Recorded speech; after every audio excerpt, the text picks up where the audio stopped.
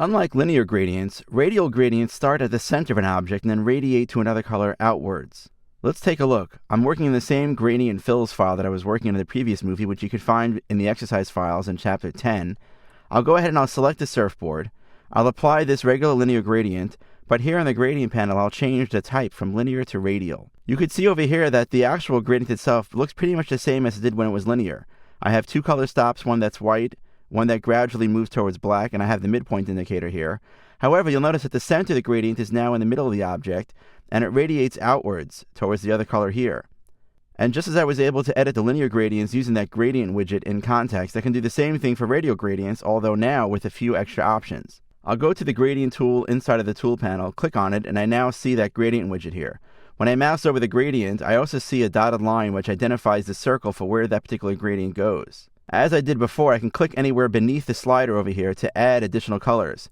If I want to change its color, I can double click on that and bring up my swatches or my color panel to choose any color that I like.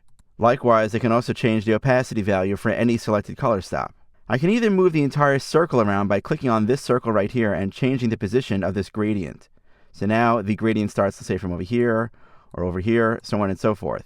I also have the ability to click on this little circle here to adjust exactly where the center point of that gradient is, but by keeping the circle the same.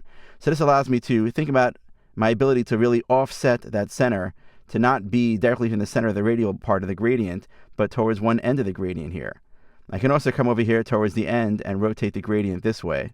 And you'll notice that if I mouse over the gradient itself, that dotted line has a few extra icons on it.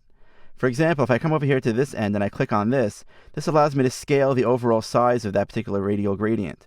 Maybe it could be very small, for example, or I can make it very large. Additionally, when I mouse over this gradient, towards the top over here, there's a black dot.